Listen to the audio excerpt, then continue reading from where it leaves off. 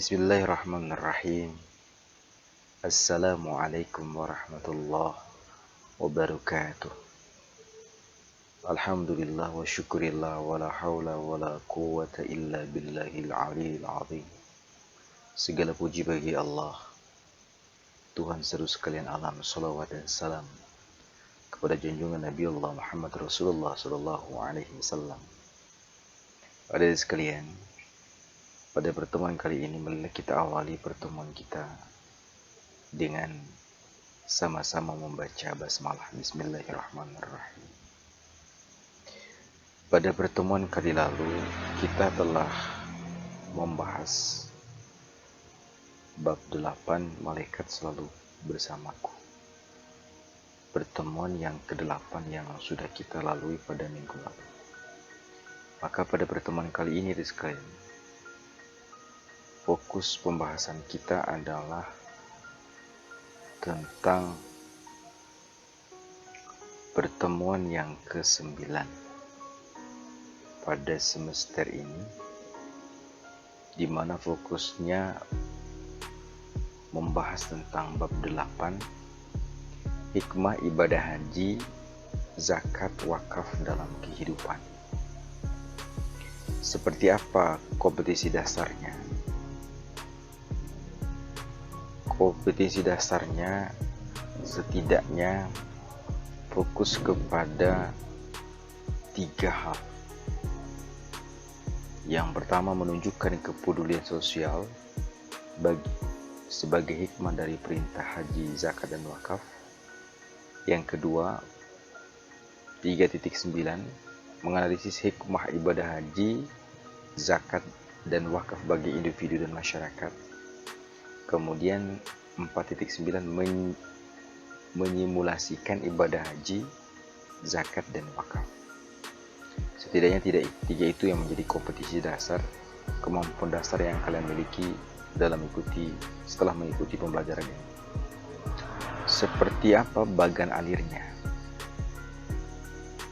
Bagan alirnya adalah fokus pembahasan utama kita adalah hikmah ibadah haji, zakat, dan wakaf dalam kehidupan. Sedangkan subbabnya adalah memahami seperti apa nanti ketentuan haji, zakat, dan wakaf. Kemudian menganalisis dalil-dalil haji, zakat, dan wakaf. Kemudian menunjukkan sikap gemar berhaji, berzakat, dan berwakaf. Kemudian tujuan pembelajaran. Model pembelajaran yang nanti digunakan pada proses pembelajaran ini adalah discovery learning dan problem based learning (PBL). Peserta didik diharapkan apa? Yang pertama, tujuan pembelajarannya kalian nanti bisa meyakini bahwa haji, zakat, dan wakaf adalah perintah Allah, dapat memberikan kemaslahatan bagi individu dan masyarakat. Yang kedua, menunjukkan kepedulian sosial sebagai hikmah dari perintah haji, zakat, dan wakaf.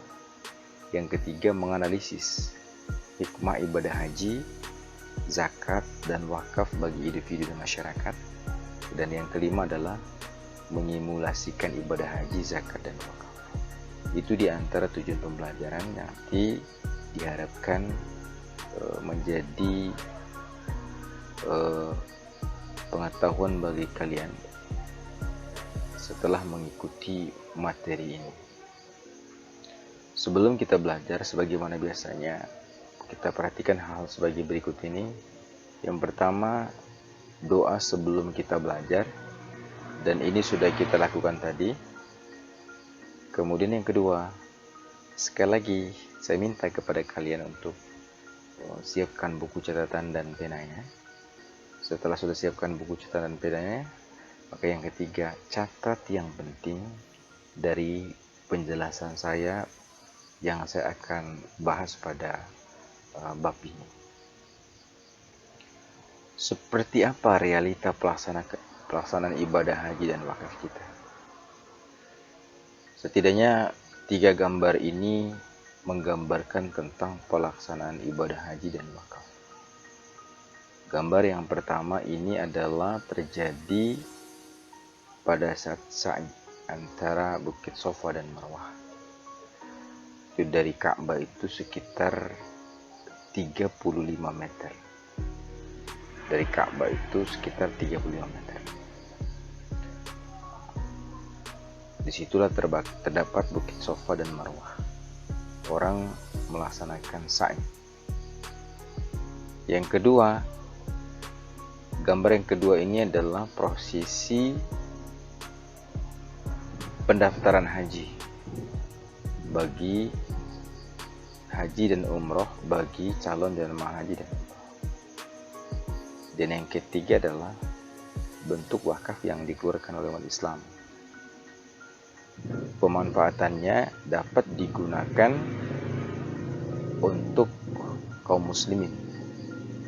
Salah satunya adalah digunakan untuk kuburan kaum muslim. Itu di realita pelaksanaan ibadah haji dan wakaf. Lalu seperti apa kita masuk ke pembahasannya, memahami makna haji, zakat, dan wakaf. Apa itu haji? Haji itu berasal dari bahasa Arab yang artinya menyengaja atau menuju. Maksudnya ada sekalian, sengaja mengunjungi Baitullah Ka'bah di Mekah untuk melakukan ibadah kepada Allah pada waktu tertentu, kemudian dengan cara tertentu secara tertib. Artinya pelaksanaan haji ini waktunya tertentu pada bulan Zulhijjah. Kemudian dengan cara tertentu pula. Dia memiliki rukun dan syarat dan rukun. Sedangkan menurut istilah, haji adalah sengaja mengunjungi Ka'bah. Niatnya adalah beribadah pada waktu tertentu dengan syarat-syarat dan dengan cara-cara tertentu pula. Haji ini diartikan menyengaja ke Mekah untuk menunaikan apa? Ibadah tawaf, sa'i, wukuf, ya, dan menunaikan rangkaian manasik dalam rangka memenuhi perintah Allah Subhanahu wa taala dan mencari ridho. Itu pengertian tentang haji baik secara bahasa maupun secara istilah. Sekarang bagaimana hukum haji? Hukum haji merupakan salah satu rukun Islam. Dia termasuk rukun Islam yang kelima. Hukum melaksanakan ibadah haji itu wajib bagi yang mampu melaksanakannya. Hukumnya itu wajib, tapi bagi mereka yang mampu melaksanakannya. Bagi mereka yang tidak mampu melaksanakannya, maka haji bagi mereka tidaklah wajib. Tapi orang yang memiliki kemampuan, baik finansial, kemudian memiliki kekuatan fisik, maka bagi mereka wajib untuk melaksanakan haji. Allah katakan dalam Al-Quranul Karim surah Ali Imran ayat 97, Allah katakan apa? Fihi ayatum bayyinatum maqamu Ibrahim wa man dakhalahu kana amina walillahi 'alan nasi hijjul baiti man istata'a ilaihi sabila wa man kafara fa innallaha ghaniyyun 'anil 'alamin. Fihi ayatun bayyinatun maqama Ibrahim. Padanya terdapat tanda-tanda yang nyata.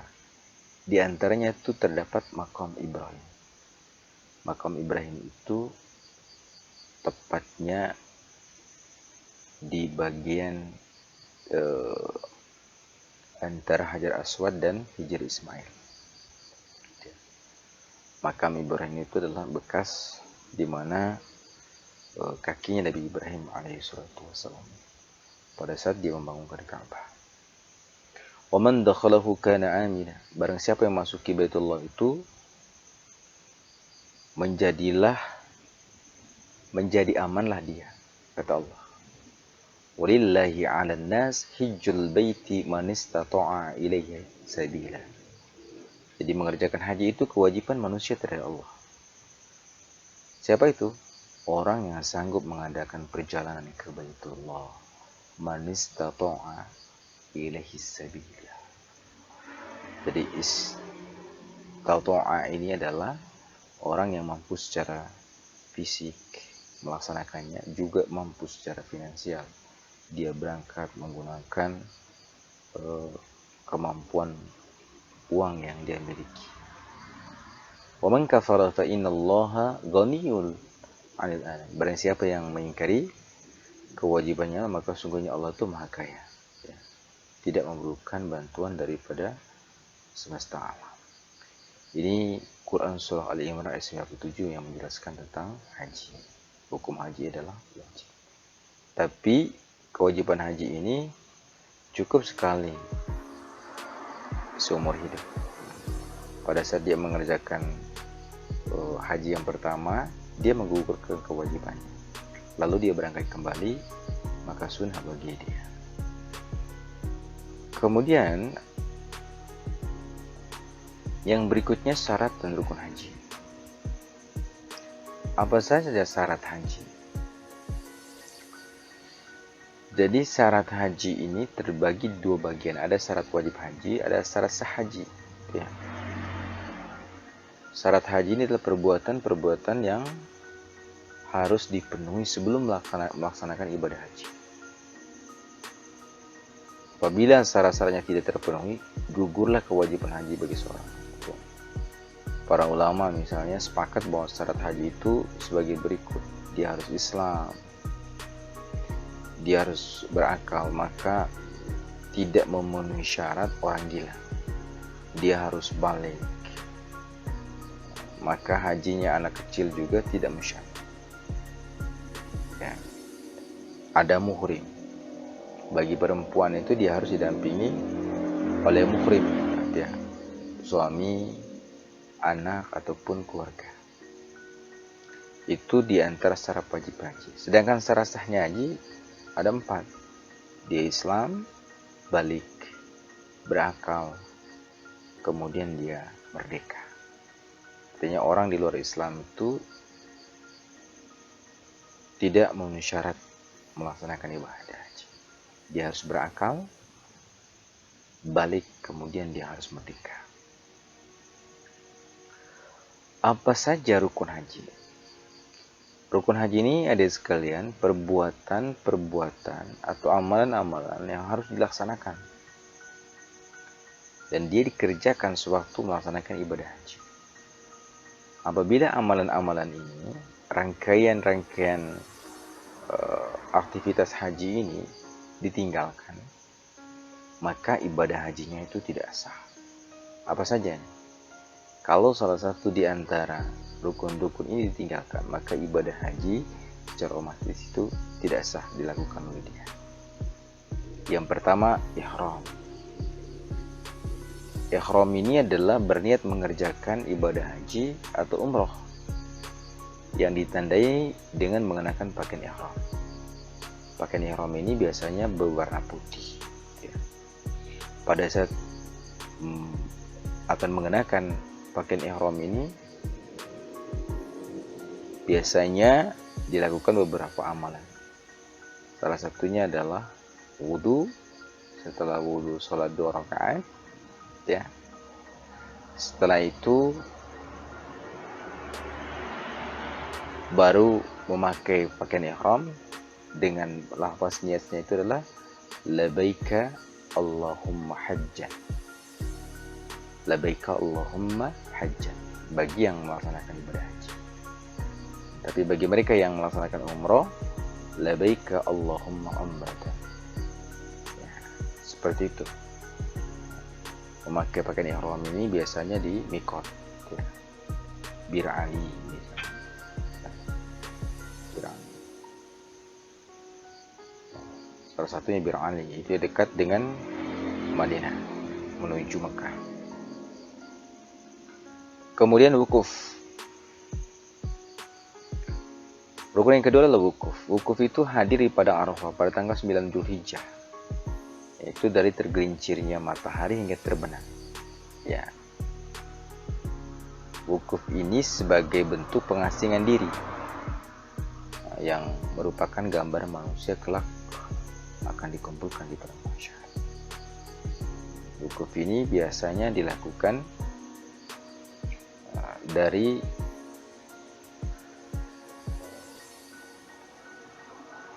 setelah sholat zuhur sampai menjelang malam, ya. Wukuf ini dilakukan di padang Arafah, ya, pada tanggal 9 Zulhijjah. Rukun yang ketiga adalah tawaf. Tawaf itu adalah berputar mengelilingi Ka'bah, dilakukan berlawanan dengan arah jarum jam, ya, dengan posisi Ka'bah di sebelah kiri badan, ya. Biasanya kalau tawaf, ketika saya kemarin berangkat umroh itu dimulai dari Hajar Aswad, ya, kemudian diakhiri pula dengan Hajar Aswad. Terus putaran tawaf itu sebanyak 7 kali, ya, sambil membaca kalimat talbiyah, labbaik Allahumma labbaik, labbaik la syarika lak, innal hamda wan ni'mata lakal mulk la syarika lak. Itu bacaan kalimat talbiyah ketika tawaf selama 7 kali, yang dimulai dari Hajar Aswad kemudian diakhiri dengan Hajar Aswad, pula di Hajar Aswad 7 putaran. Jadi para ulama ini bersepakat bahwa tawaf itu 3 macam. Ada tawaf kudum. Tawaf kudum itu tawaf yang dilakukan ketika jamaah haji baru tiba di Mekah, ya. Ya. Baru tiba di Mekah langsung dia tawaf, ya. Ada tawaf ifadah, tawaf yang dilakukan pada hari kurban setelah melontar jumrah Aqabah. Nah, inilah yang tawaf yang wajib dilakukan oleh orang yang melaksanakan ibadah haji pada waktu haji. Apabila tawaf ifadah ini ditinggalkan, maka hajinya batal. Yang ketiga namanya tawaf wada. Tawaf wada ini biasanya tawaf perpisahan bagi jamaah yang akan meninggalkan kota Mekah. Setelah dia akan meninggalkan misalnya siang, maka pagi harinya dia harus melakukan tawaf wada. Apa saja syarat sahnya tawaf? Pertama, niat. Yang kedua, harus menutup aurat. Auratnya tidak boleh terbuka. Suci dari hadas, baik hadas kecil maupun hadas besar. Tawaf ini kemudian dilakukan sebanyak 7 kali. Dimulai dan diakhiri di Hajar Aswad. Kemudian posisi Ka'bahnya di sebelah kiri orang yang bertawaf. Dan tawaf ini hanya dilakukan di dalam Masjidil Haram, di depan Ka'bah di Masjidil Haram. Rukun yang keempat adalah sa'i. Sa'i itu adalah berlari-lari antara Bukit Sofa dan Marwah sebanyak 7 kali. Dari Bukit Sofa dan berakhir di Bukit Marwah. Saat ini Bukit Sofa dan Marwah itu berada dalam lingkungan perluasan daripada Masjidil Haram. Sa'i itu dilakukan setelah ibadah tawaf. Biasanya setelah tawaf 7 kali putaran, sholat sunnah, kemudian disunahkan setelah itu kita minum air zam-zam, baru kemudian berangkat sa'i. Sa'i ini sahnya, yang pertama, sa'i ini sah apabila dilakukan 7 kali putaran. Berawal dari Bukit Sofa dan diakhiri di Bukit Marwah, 7 kali putaran. Biasanya di Masjidil Haram itu di antara Sofa wal Marwah ada lampu warna hijau. Ketika sampai lampu itu, maka kita disunahkan untuk berlari ya, berlari kecil-kecil lah. Ini mengambil sunnah yang dilakukan oleh Hajar Aswad, Siti Hajar. ketika mencari air untuk anaknya baginda Nabi Ismail alaihissalam. Dilakukan setelah tawaf ifadah atau setelah tawaf kudum, ya, menjalani secara sempurna jarak Sofah Marwah Sofah, itu dilakukan secara sempurna. Dilakukan di tempat sa'i. Jadi sa'i ini tidak bisa dilakukan di tempat selain antara Sofah dan Marwah. Yang kelima adalah tahallul. Tahallul ini adalah mencukur atau memotong rambut, sebagian atau seluruh, minimal 3 helai. Biasanya ada para jamaah haji itu setelah mereka melakukan sa'i, maka diakhiri dengan tahallul. Sunnahnya itu adalah mengambil 3 helai rambut kemudian digunting. Ada juga yang memotong seluruh rambutnya dibotakin. Tahallul ini setelah melontar jumrah Aqabah pada tanggal 10 Zulhijjah yang disebut dengan tahallul awal. Setelah jamaah ini melakukan tahallul awal, itu dilarang. Larangan haji itu kembali dibolehkan kecuali berhubungan sama istri. Ada tahallul tsani. Tahallul tsani ini dilakukan setelah tawaf ifadah dan sa'i. Itu tahallul. Yang terakhir itu rukun daripada haji adalah tertib. Di mana tertib ini berurutan dalam pelaksanaannya, mulai ihram hingga dia tahallul. Dia tidak boleh dibolak-balik. Yang ketiga jadi yang pertama jadi yang ketiga, itu tidak boleh.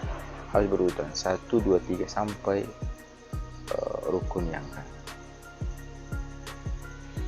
Jenis-jenis haji dari segi pelaksanaannya sekalian, ibadah haji itu terbagi 3 jenis. Ada namanya haji tamattu. Haji tamattu ini melaksanakan umrah terlebih dahulu, kemudian menggunakan pakaian ihram lagi untuk melaksanakan manasik haji.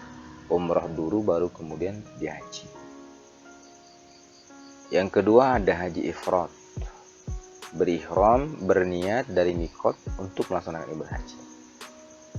Misalnya tadi dari Bir Ali atau Ji'aran.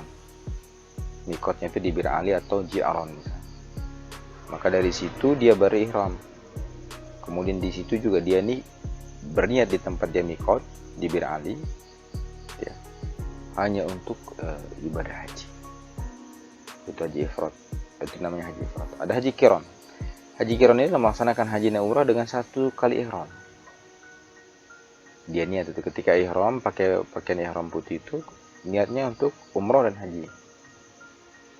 Artinya apabila seorang jamaah haji itu memilih jenis haji ini, maka jamaah tersebut berihram dari mikot untuk haji dan umrah secara bersamaan.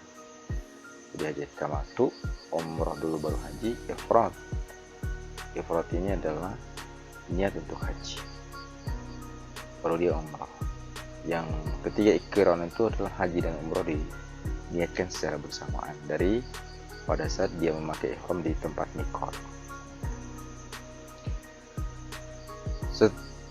Yang kedua adalah zakat. Apa itu zakat? Zakat secara bahasa artinya tumbuh, suci, berkah.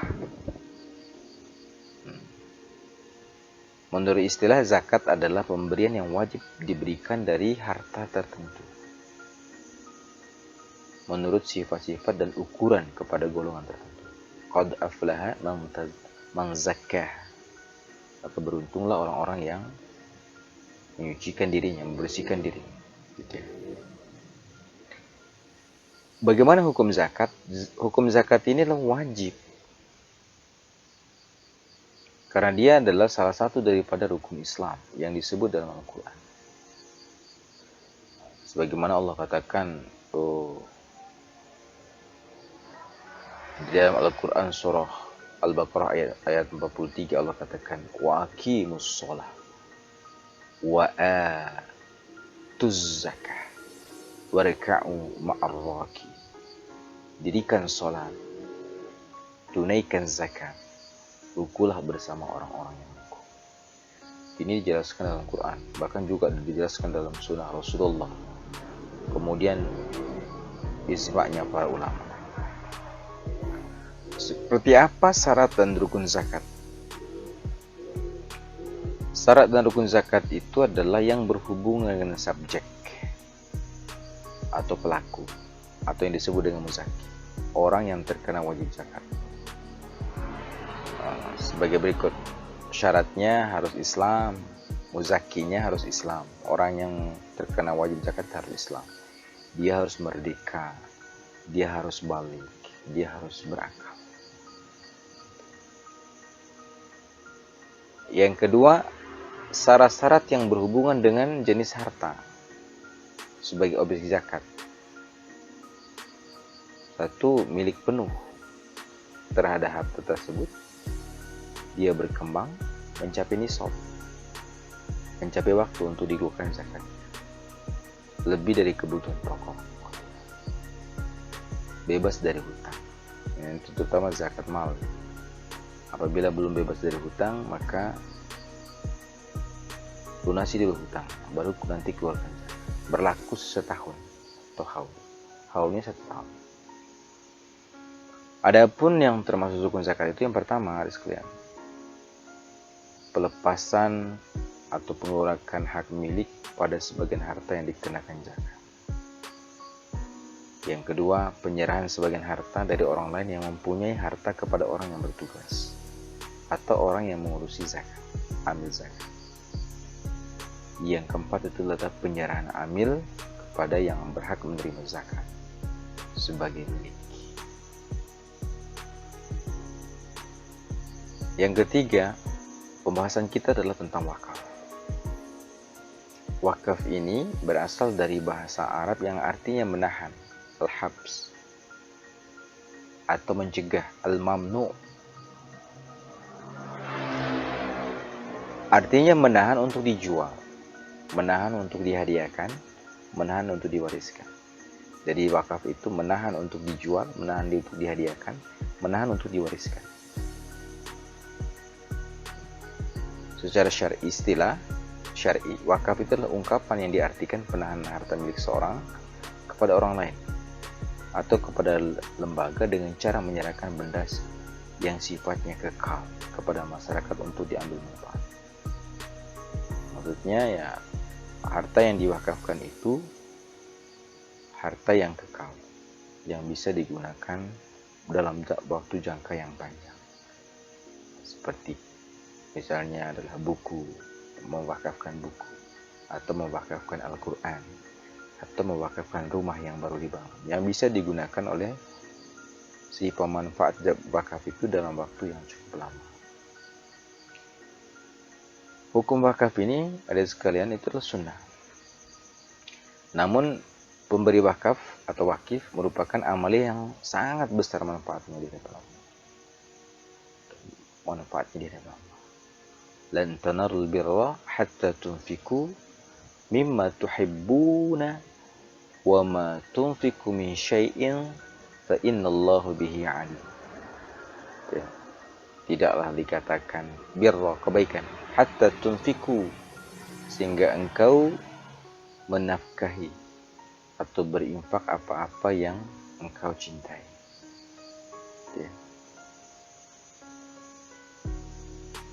Dan apapun yang kamu infakkan tentang hal itu, sungguhnya Allah Maha mengetahui. Ini pijakan zakat, ayat tentang pijakan zakat itu. Orang tidak dikatakan memperoleh kebajikan sebelum kamu menginfakkan sesuatu yang harta yang kamu cintai. Kemudian hadis Nabi SAW itu diriwayatkan oleh Imam Bukhari dan Muslim, dikatakan apa? Idza matal insan inqata'a amaluhu illa min salatin. Apabila meninggal atau mati anak Adam, maka terputuslah semua amalnya kecuali 3 perkara. Apa yang 3 perkara itu? Yang pertama, sedekatin jariyatin, sedekah jariahnya, au ilmin yantafa'u bi, ilmu yang bermanfaat yang dimilikinya, au waladin salihin yad'u lahu, atau doa anak-anak saleh. Ini manfaat daripada wakaf bagi orang-orang yang berwakaf. Maka wakaf ini dikategorikan sedekatin jariyah, sedekah jariyah yang pahalanya tidak akan pernah terputus hatta dia berada dalam kubur. Pahalanya tetap akan mengalir kepada orang-orang yang dulu ketika hidupnya pernah berwakaf. Bagaimana rukun dan syarat wakaf? Jadi rukun wakaf itu ada 4. Orang yang berwakaf atau yang disebut dengan al-wakif. Yang kedua, benda yang diwakafkan atau yang disebut dengan al-mauquf.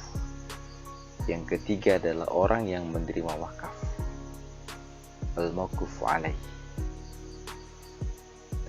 Dan yang keempat adalah iqrar atau sifat. Orang yang berwakaf ini syaratnya dia harus memiliki 4 syarat. Pertama, memiliki penuh harta itu. Harta yang diwakafkannya itu adalah tidak menjadi milik orang lain, tapi dia memiliki harta itu sendiri. Dia memiliki kewenangan untuk diberikan kepada siapa saja harta yang akan diwakafkannya. Yang kedua, orang yang berwakaf atau al-wakif itu harus berakal. Maka tidak sah, tidak memenuhi syarat wakafnya orang-orang yang gila. Dan yang ketiga, dia dalam kondisi balik. Yang keempat adalah bertindak secara hukum atau rasyid. Itu al-wakif, syarat daripada al-wakif atau orang yang berwakaf. Kemudian benda yang diwakafkan atau al-mauquf, syaratnya barang yang diwakafkan itu harus barang yang berharga. Jangan berwakaf dengan barang yang nilainya tidak berharga. Wakaflah barang yang berharga. Yang kedua, harta yang diwakafkan harus ditahu kadarnya. Kalau dalam bentuk tanah, luas tanah itu berapa, kemudian panjangnya berapa, lebarnya berapa, tanah itu berletak di mana, harus diketahui kadarnya. Tuh. Yang ketiga, harta yang diwakafkan harus dimiliki orang yang berwakaf. Tidak boleh mewakafkan tanah yang masih dimiliki oleh saudara-saudara kita yang lain. Satu tanah belum dibagi, tapi dimiliki oleh 4 orang. Maka tanah itu harus dimiliki orang yang berwakaf. Yang kelima, hartanya harus berdiri sendiri atau mufarrajan. Tidak bisa kita mewakafkan kos atau kontrakan di mana kos yang kita miliki itu ada 6 pintu. Sementara kos ini pintu-pintunya itu menyatu dari satu. Kamar-kamarnya menyatu. Lalu 3-nya kita wakafkannya, 3-nya kita miliki. Itu tidak bisa, dia harus berdiri sendiri. Membangun satu rumah, di situ ada 3 pintu kamar, maka itu yang kita wakafkan. Itu baru memenuhi syarat harta yang harus kita wakafkan, dan dia harus mufarrajan, berdiri sendiri. Kemudian al-mauquf alaih, orang yang menerima manfaat wakaf apa saja. Pertama, muayyan, orang yang menerima wakaf itu jelas jumlahnya.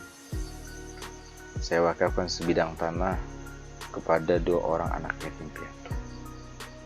Itu namanya muayyan, jelas jumlahnya. Ada namanya ghairul muayyan, tidak tentu. Artinya berwakaf itu tidak ditentukan kriteria secara rinci. Tuh. Misalnya orang mewakafkan tanah, kemudian dia bangun masjid. Dia wakafkan itu, tanah dan masjid itu. Di situ tidak ditentukan. Di situ hanya dikatakan bisa dimanfaatkan sholat oleh kaum muslimin. Siapa saja kaum muslimin itu bisa sholat di dalam masjid. Itu muayyan, ghairul muayyan. Kalau muayyan tadi tentukan jumlahnya. Orangnya harus tentukan. Seperti itu. Berapapun jumlah kaum muslimin itu, kalau ghair muayyan bisa dia gunakan tempat itu. Misalnya tempat masjid sholat itu. silakan. Itu namanya ghairul muayyan. Dan yang keempat itu adalah rukun wakaf itu adalah lafaz dan ikrar, sigah. Syarat-syaratnya sebagai berikut. Lafaz ataupun ikrar wakaf ini, ucapan ikrar wakafnya harus mengandung kata-kata yang menunjukkan kekal, ta'bid. Tidak sah wakaf jika diucapkan dengan batas tertentu. Misalnya, saya wakafkan tanah ini kepada Adi, anak yatim, ya.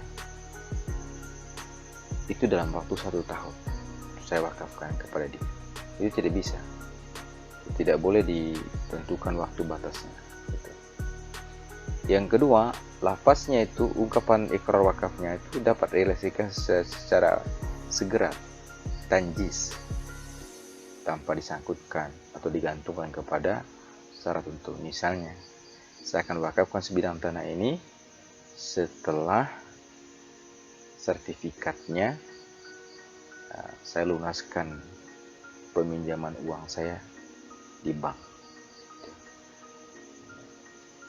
Kalau itu namanya, itu disangkutkan namanya. Dia harus segera itu. Diwakafkan langsung segera ditunaikan. Kemudian ucapan ikrar wakafnya itu bersifat pasti. Ya. Saya wakafkan sebidang tanah, ukurannya sekian-sekian, terletak di sini. Tapi kapan nanti? Ada waktunya. Itu tidak pasti, harus bersifat pasti ikrar wakafnya. Yang keempat, ucapan ikrar wakafnya harus diikuti dengan syarat. Syarat yang membatalkan ini tidak mensyarat. Tidak diikuti dengan syarat yang membatalkan, tidak boleh. Saya wakafkan sebidang tanah ukurannya sekian kali sekian. Namun apabila satu saat nanti si fulan ini dia tidak manfaatkan tanah ini dengan baik, maka saya ambil kembali. Itu tidak boleh. Itu namanya ucapan yang diikuti dengan syarat membatalkan. Tidak boleh. Saya kira materi ini tentang haji, zakat, dan wakaf. Secara umum materi ini kalian sudah saya sampaikan. Mudah-mudahan dapat dipahami. Apabila kalian ada yang ingin ditanyakan atau belum paham, silakan nanti share di grup WA kalian. Insyaallah saya ataupun guru kalian akan menjawabnya. Kemudian foto catatan kalian, kemudian dan catatan ini saya ulangi lagi, di-share ke WA guru kalian. Jangan lupa bagian atasnya dituliskan nama kalian dan programnya masing-masing. Saya kira demikian saja pertemuan kita.